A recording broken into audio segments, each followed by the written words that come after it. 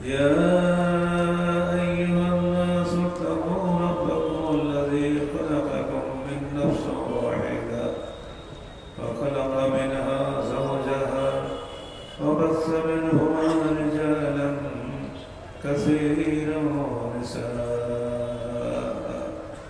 واتقوا الله الذي تساءلون به والأرحام إن الله كان عليكم رقيبا يا أيها الذين آمنوا اتقوا الله وقولوا قولا سديدا يصلح لكم أعمالكم ويغفر لكم ذنوبكم ومن يطع الله ورسوله فقد فاز فوزا عظيما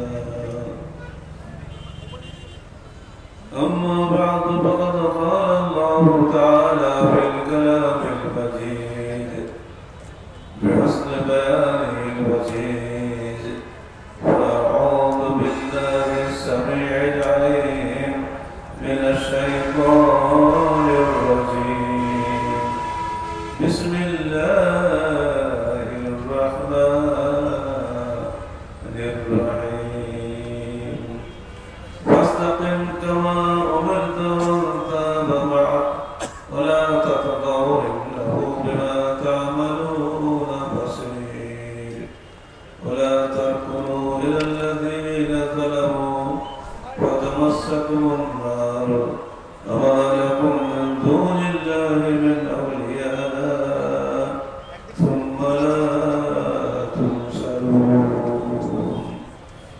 سورة هود مكي 111 যাবতীয় হামদ সানা আল্লাহ রাব্বুল আলামিনের জন্য যাবতীয় দরুদ ও সালাত শেষ নবী মুহাম্মদ রাসূলুল্লাহ সাল্লাল্লাহু আলাইহি ওয়াসাল্লামের জন্য রাসূলুল্লাহ সাল্লাল্লাহু আলাইহি ওয়াসাল্লাম যে দিনের দাওয়াত দিয়ে দুনিয়াতে এসেছিলেন তিনি ছিলেন সেই দাওয়াতের বাস্তব রূপকার তিনি তার নীতি ও আদর্শ ছিল অবিচল দুনিয়াবি কোনো দুঃখ দুর্দশা তাকে কখনোই হেলাতে পারে নাই সাংসারিক কষ্ট প্রতিবেশীদের নির্যাতন এমনকি পরপরে 15টি অপবাদ 14টি হত্য প্রচেষ্টা সব কিছুকে ডিঙিয়ে তিনি যেভাবে দিনের দাওয়াতি কাজ করে গিয়েছেন সে বিষয়গুলি আমাদের মনে রাখতে হবে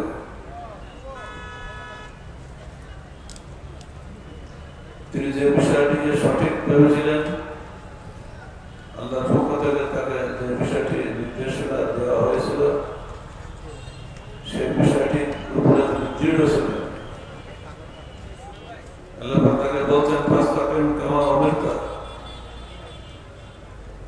তোমাকে যে নির্দেশ দান করা হয়েছে তার উপরে দৃঢ় থাকুন অমান তাবা মাআকা এবং তোমার সঙ্গে আরো যারা তওবা করেছে শিরক থেকে তাদেরকে একই নির্দেশ দেওয়া হচ্ছে যেন পবিত্র কোরআন ও সহিহ হাদিসের আলোকে জীবন গড়ার এক দাওয়াতের উপরে আমরা সবাই দৃঢ় থাকি আপনারা কি রাজি আছেন আল্লাহ নির্দেশ তার রাসূলের প্রতি নির্দেশ তার রাসূল পর্যন্ত হারিয়ে যায়নি কোরআনে আছে এখন এই নির্দেশ আমাদের জন্য ফাস্তাকিম তোমরা দৃঢ় থাকো আমরা বলবো আমরা দৃঢ় থাকলাম আল্লাহ তুমি কবুল করো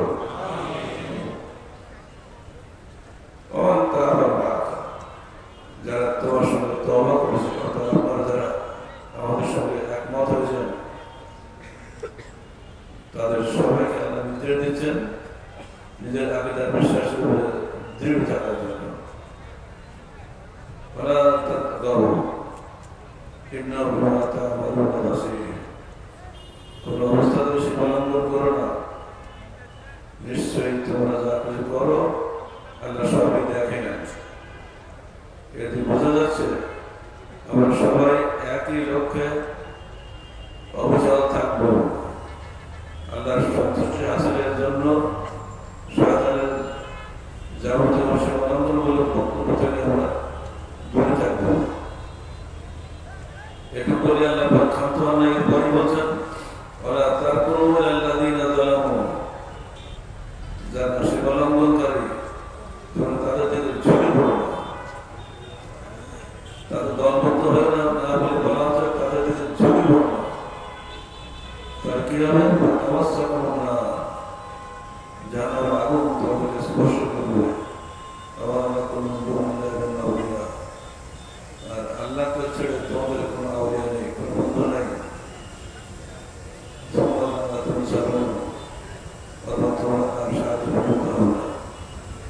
যদি আমরা সীমালঙ্ঘন করি জালেমদের দিকে ঝুঁকে পড়ি, একবার ঝুঁকে পড়লেই কিন্তু কাজ শেষ। পবিত্র কোরআন ও সহিহ হাদিসের আলোকে জীবন আমাদেরকে দিয়েছেন। এখন থেকে যেন আমরা কেউ ডানে ভাই না তাকাই, এই নির্দেশনা আমাদের দিচ্ছেন। উপরে দুটি আয়াতে ওর 8টি বিষয়ে বলা হয়েছে। এক, আল্লাহর আদেশ নিষেধের উপরে অবিচল থাকা, আল্লাহর আদেশ নিষেধের উপরে অবিচল থাকা, এই নির্দেশনা আসছে এই আয়াতের মাধ্যমে। দুই, সাথী তওবাকারীদেরকে অবিচল থাকতে হবে। এর মধ্যে সংগঠনের প্রতি ইঙ্গিত রয়েছে। যদি আপনার কোনো সাথী না থাকে আপনি একা একা টিকে থাকতে পারবেন না। এজন্য আপনাকে অবশ্যই যেখানে আপনি যাবেন, যে অঞ্চলে আপনি যাবেন, সংগঠনের যিনি ভাই আপনাকে সংগ্রহ করতে হবে। না থাকলে চেষ্টা করে যেতে হবে যিনি ভাই তৈরি করার জন্য। সংগঠনভুক্ত মানুষের কাছে মনে হবে আমি নিজের মানুষের কাছে এসেছি। যদি আপনার মধ্যে এরকম না থাকে তাহলে এই আয়াতটা ব্যর্থ হয়ে যাবে। 3 নম্বর, সীমালঙ্ঘন করা যাবে না। সীমালঙ্ঘন করলেই আপনি ব্যর্থ হবেন। মোবাইল রেখে চলে যাচ্ছেন, মোবাইল ওখানেই থাকবে, কেউ হাত দেবে না, কেউ চুরি করবে না, কারো যদি কেউ না বলে নেবে না।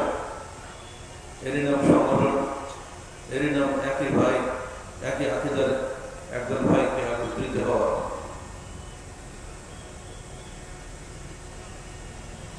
মা বোনরা সম্মানে এসেছেন, বোনের জেলার মহিলা সংস্থা থেকে অনেকেই দায়িত্ব সেজে এসেছেন, তারা তাদের দায়িত্ব পালন করে যাচ্ছে। এবার তাদের মধ্যে সমাগম আমরা লক্ষ্য করছি। আমাদের মহিলা সংস্থা যে সারা দেশে ব্যাপকভাবে কাজ করছে, এটা আমরা কিন্তু আগে বুঝতে পারিনি। আমরা তাদেরকে স্বাগত জানাচ্ছি।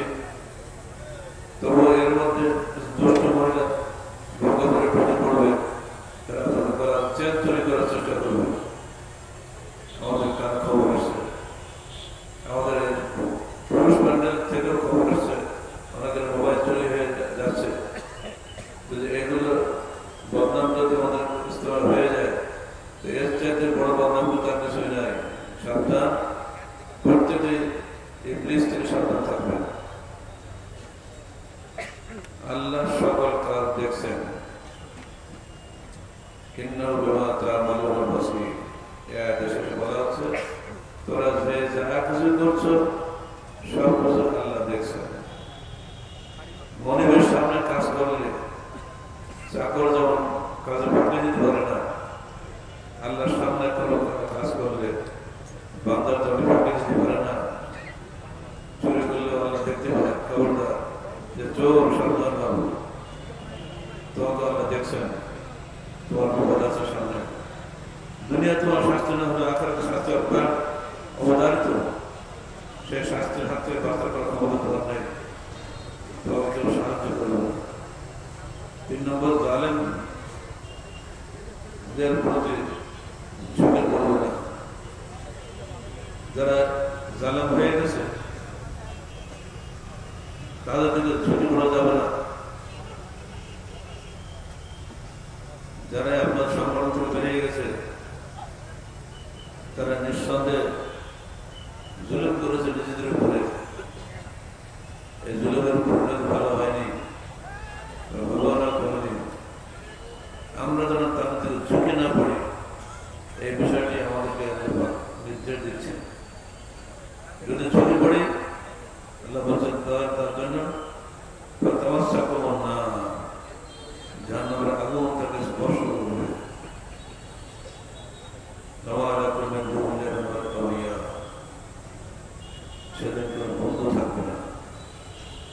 কোনদিন আমাদের কোনো বন্ধু থাকবে না আল্লাহ ছাড়া। আল্লাহর বাণী, আল্লাহ বিধান মেনে চলে আমাদের কর্তব্য হবে। আর সেদিন আমরা কারোর মধ্যে কোনো সাহায্য প্রাপ্ত হব, কোনো মানুষ আমাদের সাহায্য করবে আল্লাহ ব্যতীত। মনে রাখবেন কে আমাদের দিন যদি কোনো ছায়া থাকবে না আল্লাহ ছায়া ব্যতীত। আজকে আমাদের মাথার উপরে সামনে না ছায়া রয়েছে, তো কে আমাদের প্রখর অগ্নিবন্যার মধ্যে আল্লাহর ছায়া ব্যতীত কোনো ছায়া থাকবে না। সেদিন সাত শ্রেণীর লোক আল্লাহর ছায়া নিচে ছায়া হবে, প্রথম হচ্ছে তারাই ইমাম আদেল, ন্যায়নিষ্ঠ শাসক। আপনাদের আমির যদি ন্যায়নিষ্ঠ না হন তাহলে তিনি আমার সবচেয়ে বড় শাস্তি ভোগকারী ব্যক্তি। আর তিনি যদি ন্যায়নিষ্ঠ হন তাহলে তিনি সবার আগে আল্লাহ সাহেব তবে সাহেব হবেন। দোয়া করবেন আমাদের বিভিন্ন জেলায় যে সমস্ত নেতা কর্মী আছেন আপনারা কেউ যেন ন্যায়নিষ্ঠ না হয়ে বিপদ হবেন না।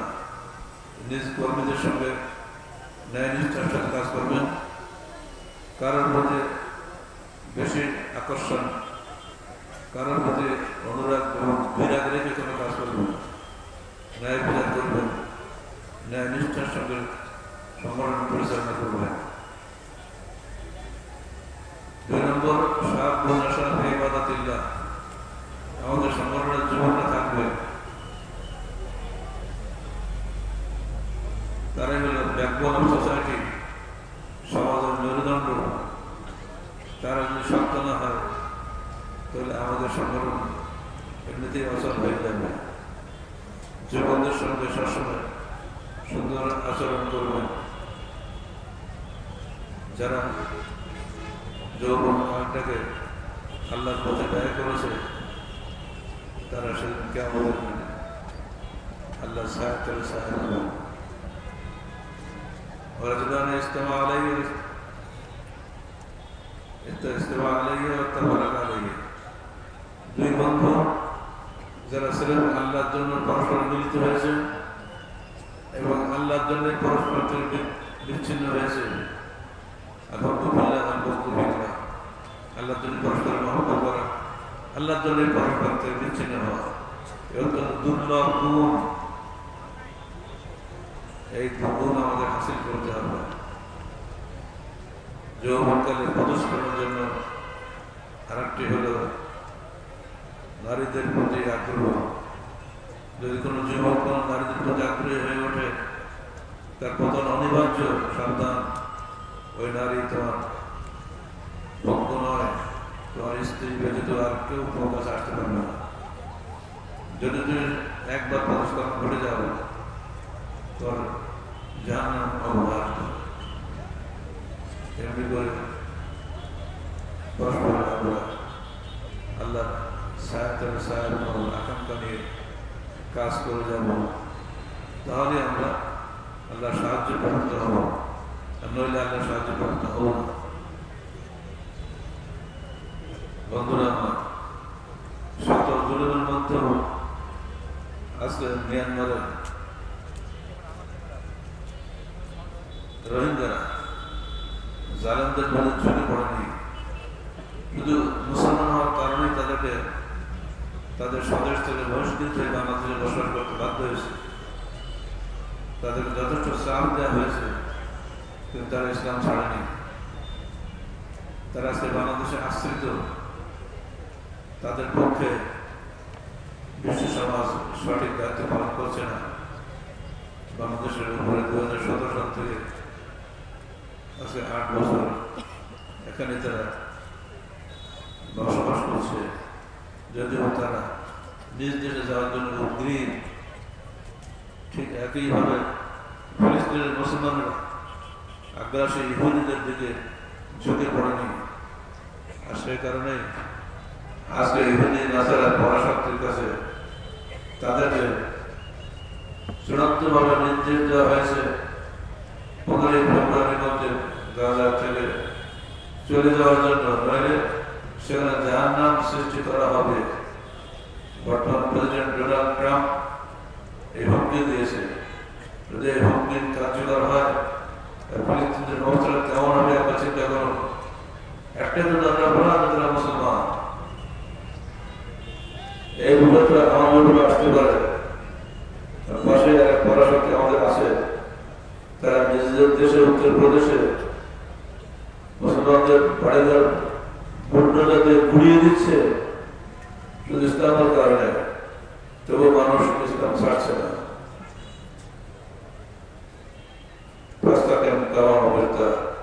আল্লাহ বলছে তোমাকে যে নির্দেশ দেওয়া হয়েছে তার উপরে দৃঢ় থাকো।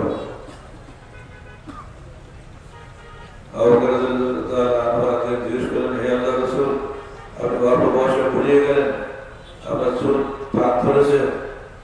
বলেন, দেখো শাইয়াবাতনি হুদ ওয়াল মুরসালাত ওয়াকুফিরাত, আমাকে বৃদ্ধ করেছে সূরা হুদ, মুরসালাত, কুফিরাত, এসব সূরাগুলো যার সঙ্গে কুফিরাত, যেদিন সূর্য আলোহীন হয়ে যাবে।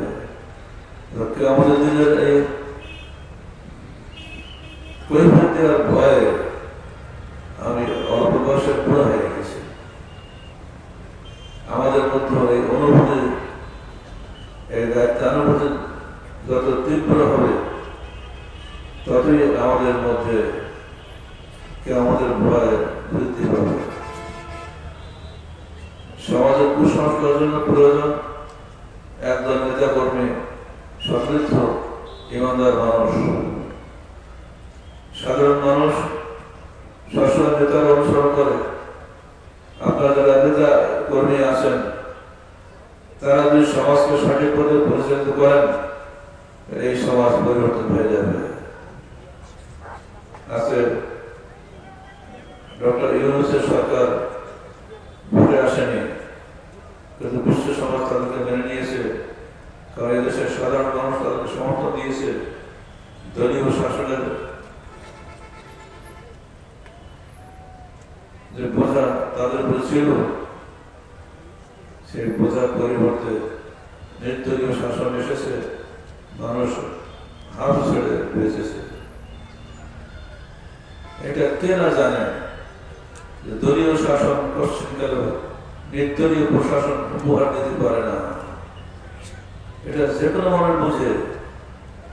আবারও সেই দলীয় শাসন জাতির স্কন্ধে চেপে বসার জন্য উন্মুখ হয়ে আসে।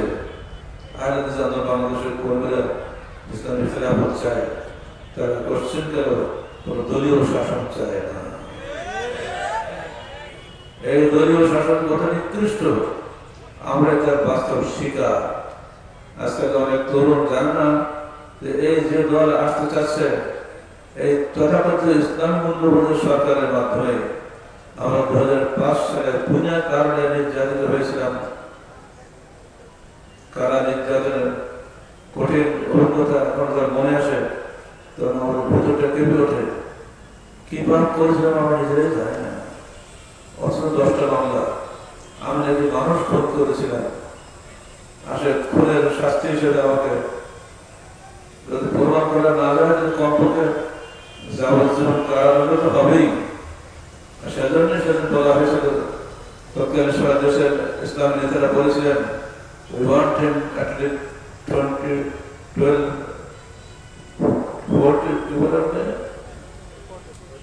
14 years that this movement will be died down. আমরা চাই তাকে অন্তত 14 বছর কারাগারে রাখতে, যাতে তাদের আন্দোলনটা মরে নিঃশেষ হয়ে যায়। এই কথা যারা বলেছিলেন তারা কিন্তু এখন দুনিয়াতে নাই। ওই শক্তি আমার আসতে চাচ্ছে। সাবধান, আমাদের কোন কর্মী ভোট কেন্দ্রে যাবে না। এই ভোটাভুটির বিরুদ্ধে আমাদের তীব্র প্রতিবাদ। আমরা পশ্চিমকাল এই দলীয় শাসন পছন্দ করি না। দলীয় শাসন কখনোই নির্দলীয় প্রশাসন উপহার দিতে পারে না। জোরে কখনো পারে নাই। জাতি সাবধান। আন্দোলন বাংলাদেশ সবসময় এবার তো বায়াত ভিত্তিক সংগঠন। আজকে যারা নির্দলীয় শাসন চালাচ্ছেন বটে, কিন্তু তাদের মতো কোনো আমির নাই যে আমিরের কাছে তারা বায়াত করে নাই। সুখে দুঃখে তারা তাকে মেনে চলবে এমন কোন নিশ্চয়তা তাদের মধ্যে নাই। ফলে তাদের মধ্যে শুরু হয়েছে মারামারি কাটাকাটি। এটা আপনারা দেখতেই পাচ্ছেন। তরুণ ছেলেদের মাধ্যমে একটা বিপ্লব ঘটেছে। সে বিপ্লবকে সাধারণ মানুষ গ্রহণ করে নিয়েছে নির্দলীয় শাসন হওয়ার কারণে। নির্দলীয় শাসন বেশিক্ষণ টিকে দেবে না মানুষেরা। বিভিন্ন দলের নেতা কর্মীরা যেভাবে পিছিয়ে লেগেছে, এই নির্দলীয় শাসন বিরুদ্ধে টিকবে না। আমরা বিরোধী রাজনৈতিক দলের নেতাদেরকে আবেদন জানাচ্ছি, আপনারা দলীয় শাসন কায়েম করার জন্য উদ্গ্রীব হবেন না। সাধারণ মানুষ কিন্তু আপনাদেরকে পছন্দ করে না। বরং করা হচ্ছে, এখন শয়তান পুঁজি বাড়ানো হচ্ছে। এগুলো কারা? এগুলো তো কারাটা আমরা বুঝতেই পারছি। যারা দলবাজি করে সংগঠন করেন এবং সেখানে সবকিছু করতে চাচ্ছেন, তাদের দলের নীতি অনুযায়ী দেশটাকে ঢেলে সাজাতে চাচ্ছেন, আপনাদের কথা দেশ থেকে সাজাবে না। বাংলাদেশ বলতে চায় মানুষ শুধু কোরআন এবং হাদিসের মাধ্যমে সুশাসন চায়, কোন দলীয় শাসন চায় না। বন্ধুরা, আমাদের সমাজের কুসংস্কার দূর করার জন্য একজন সংস্কারবাদী নেতা কর্মী প্রয়োজন। আর এটাই হলো সংগঠন। আল্লাহর নামে যারা অঙ্গীকারবদ্ধ, আল্লাহর নামে যারা অঙ্গীকারবদ্ধ হয়নি, তারা কষ্টের তারা দলবদ্ধ হতে পারে না। আল্লাহ বলছেন, ইন্নাল্লাহ ইউহিব্বুল লাযীনা ইউকাতিলুনা ফী সাবিলিহি সাফফান কাআন্নাহুম বুনিয়ানুন মারসুস। নিশ্চয়ই আল্লাহ ভালোবাসেন তাদেরকে যারা আল্লাহর রাস্তায় সংগ্রাম করে সারিবদ্ধ ভাবে, যেন তারা শিশুতলা প্রাচীরের ন্যায় যারা সারিবদ্ধ সংগ্রাম করে তাদেরকে আল্লাহ পছন্দ করেন। আমরা আল্লাহর পছন্দনীয় বান্দা হতে চাই। عن ثوبان قال قال رسول الله صلى الله عليه وسلم لا تزال طائفة من أمتي ظاهرين على الحق لا يضرهم من خذلهم حتى يأتي أمر الله وهم كذلك رواه مسلم। আল্লাহ রাসূল আমাদেরকে সুসংবাদ শুনিয়ে দিয়েছেন, আমার উম্মতের একদল লোক কিয়ামত পর্যন্ত বিজয়ী থাকবে, সত্যের উপরে তারা দাঁড়িয়ে থাকবে। তাদেরকে অনেকে ছেড়ে যাবে, কিন্তু তাদের কোনো ক্ষতি করতে পারবে না। ওই অবস্থাতেই তারা আল্লাহর পথে দৃঢ় থাকবে। হাত্তা ইয়াতি আমরুল্লাহি ওয়া হুম কাযালিক। কিয়ামত এসে যাবে, কিন্তু তারা ওইভাবে দাঁড়িয়ে থাকবে। আপনাকে সেই দল হতে রাজি আছেন? কিয়ামত পর্যন্ত আমাদের জীবনে মৃত্যু থেকে কিয়ামত, এই যে মাতাল ইনসান কিয়ামত, মানুষ যখন মরে যায় তার কিয়ামত শুরু হয়ে যায়। আমরা আমাদের মৃত্যুটাকে আহলাদিস আন্দোলনের উপরে দৃঢ়ভাবে থাকার মৃত্যু হিসেবে কামনা করি। আমরা অন্য কোন বাতিল সংগঠনের সঙ্গে আপোষ করে দুনিয়ার কিছু পাওয়ার চেষ্টা করি না। প্রত্যেকে কিয়ামতের দিন স্ব দায়িত্বের হিসাব দেওয়ার জন্য প্রস্তুত থাকতে হবে। যেমন আল্লাহ বলেছেন, ইয়াওমা ইউহশারু আ'দাউল্লাহি ইলান নার ওয়া হুম ইউজাউন। এই বান্দা স্মরণ করো সেদিনের কথা, যেদিন আল্লাহর শত্রুদেরকে জাহান্নামের দিকে হাঁকিয়ে নেওয়া হবে। হাত্তা ইযা মা জাউহা শাহাদা আলাইহিম সামউহুম ওয়া আবসারুহুম ওয়া জুলুদুহুম বিমা কানু ইয়ামালুন। যখন তাদেরকে জাহান্নামের কাছাকাছি নিয়ে যাওয়া হবে, তখন তাদের মুখ বন্ধ করা হবে, সাক্ষ্য দেবে তাদের বিরুদ্ধে তাদের কান, তাদের চোখ, তাদের দেহের ত্বক বা চামড়া। এখন আমি কথা বলছি, আমার জবান বন্ধ করার কোনো ব্যাপারই না। আল্লাহ হুকুম দিলে জবান বন্ধ হয়ে যাবে। আর সেদিন আমার হিসাব বলে দেবে আমাদের অংশ এই অন্যায় কাজ করেছিলেন, আমার কিছুই বলার ক্ষমতা থাকবে না। اليوم نختم على أفواههم وتكلمنا أيديهم وتشهد أرجلهم بما كانوا يكسبون। আল্লাহ বলছেন আজকে আমরা তোমাদের জবানের মোহর মেরে দিব, আমাদের সঙ্গে কথা বলবে তোমাদের হাত এবং তোমাদের পা, যা তোমরা দুনিয়াতে উপার্জন করেছিলে। অতএব মানুষ নিজের পরকাল সম্বন্ধে চিন্তা করো। কেমন বটে তোমার নিজের দেহে সাবান দিয়ে যাকে ঘষে নিজে সাফ করেছিলে গোসল করার সময়, সেই চামড়াই তোমার বিরুদ্ধে যেন কথা না বলে সেদিন নিজের জবান বন্ধ হয়ে যাবে, দেহ তোমার চোখ তোমার কর্ণ যেন তোমার বিরুদ্ধে সাক্ষ্য না দেয়। এই জন্য আগে কানকে মুসলমান করতে হবে। কানে যেন এমন বাদ্যযন্ত্র না শোনে যা শুনলে আমার হৃদয়ের গভীরে রেখাপাত করে, আমার চোখ যেন এমন দৃশ্য না দেখে, এমন বই না পড়ে যা পড়লে আমার হৃদয় রেখাপাত করে। ঠিক অমনিভাবে আমার দেহের চামড়া যেন আমার বিরুদ্ধে সাক্ষী না দেয়, কারণ দেহকে বাদ দিয়ে আমি কোথাও যেতে পারি না। আমাদের আল্লাহ পাক আমাদের সবার মধ্যে এই অনুভূতি সৃষ্টি করে দিন, যাতে আমরা আমাদের সার্বিক জীবনকে পবিত্র কোরআন ও সহিহ আলোকে গড়ে তুলতে পারি। আল্লাহ তুমি আমাদেরকে সার্বিক জীবনের পবিত্র কোরআন ও সহিহ বিধান মেনে চলার তৌফিক দান করো। হে আল্লাহ, দূরতীতে কুরাইশদের যে দৃশ্য আমরা দেখেছি, গরিব মানুষ নিগ্র বেলাল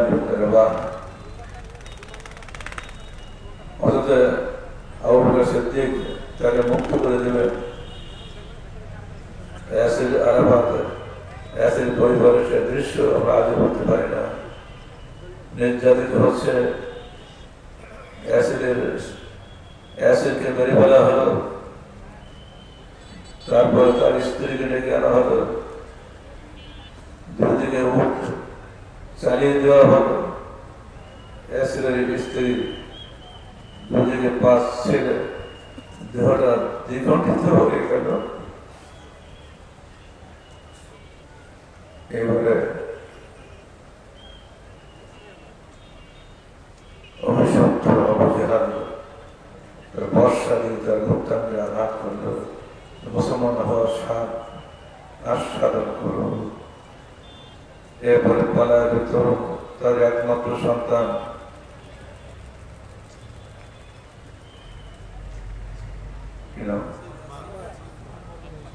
আম্মার বিন ইয়াসির এর পালা, তাকে পানিতে চুপানো হলো। মোহাম্মদের সঙ্গে কুফরি করো না, পারবো না। আবার চুপানো হলে মেরে ফেলবে, পানি খেয়ে খেয়ে পেট ফুলে গেল। এবার তাকে বাধ্য করা হলো, না বলে তাকে পানিতে চুপে মেরে ফেলে দেওয়া হলো। ইয়াসির আরাফাতের ইয়াসির আম্মার বিন ইয়াসির এই কঠিন কষ্টের মধ্যে বাঁচার জন্য তিনি মোহাম্মদের সঙ্গে কুফরি করলেন। কাফেররা তাকে ছেড়ে দিল। তিনি ছাড়া পেয়ে এক দৌড়ে চলে গেলেন। আল্লাহ রাসূল চুপ থাকলেন। আয়াত নাযিল হলো, সূরা হুদ 106 আয়াত।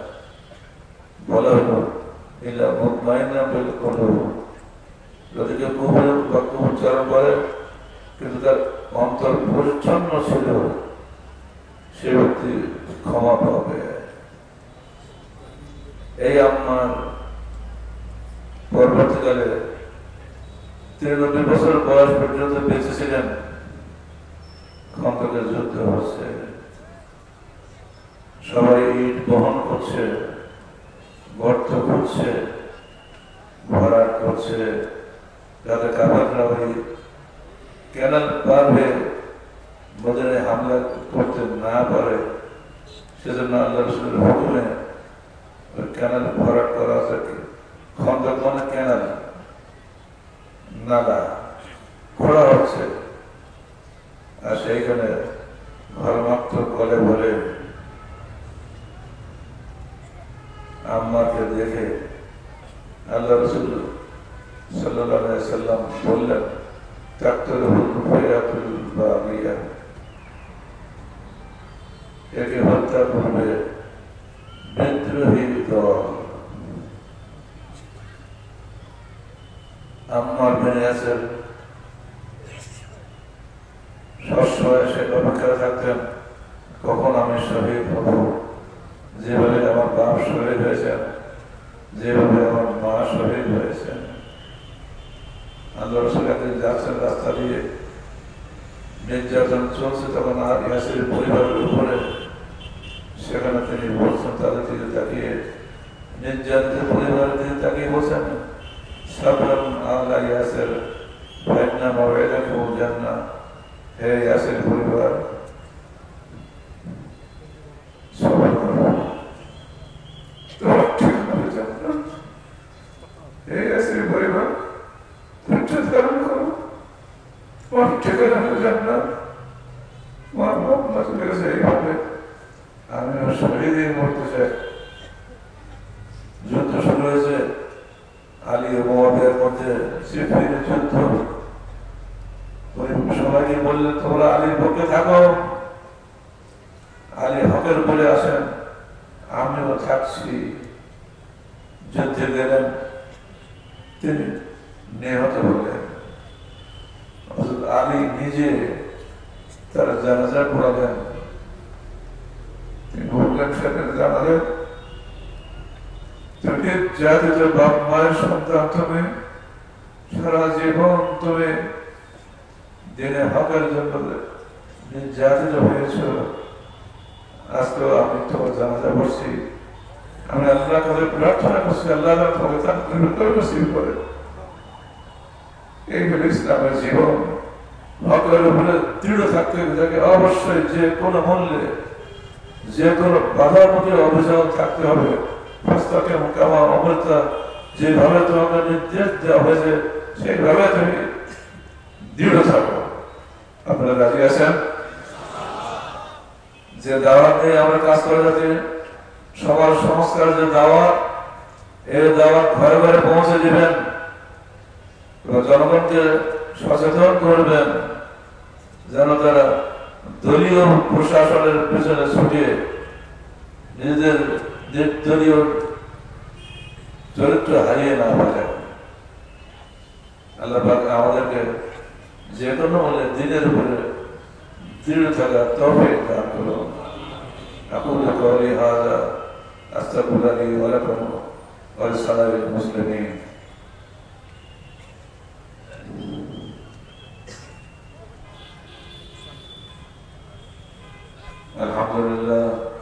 আলহামদুলিল্লাহ নাহমাদুহু ওয়া নাস্তাঈনুহু ওয়া নাস্তাগফিরুহু ওয়া নু'মিনু বিহি ওয়া নাতাওয়াক্কালু আলাইহি ওয়া না'উযু বিল্লাহি মিন শুরুরি আনফুসিনা ওয়া মিন সাইয়্যাতি আ'মালিনা। মান yahdihillahu fala mudilla lahu wa man yudlil fala hadiya lahu. Wa nashhadu an la ilaha illallah wahdahu la sharika lahu wa nashhadu anna Muhammadan 'abduhu wa rasuluhu. إن الله وملائكته يصلون على النبي يا أيها الذين آمنوا صلوا عليه وسلموا تسليما. اللهم صل على محمد وعلى آل محمد كما صليت على إبراهيم وعلى آل إبراهيم إنك حميد مجيد. اللهم بارك على محمد وعلى آل محمد كما باركت على إبراهيم وعلى آل إبراهيم إنك حميد مجيد. اللهم انصر من نصر دين محمد صلى الله عليه وسلم واجعلنا منهم، واخذل من خذل دين محمد صلى الله عليه وسلم ولا تجعلنا منهم. عباد الله رحمة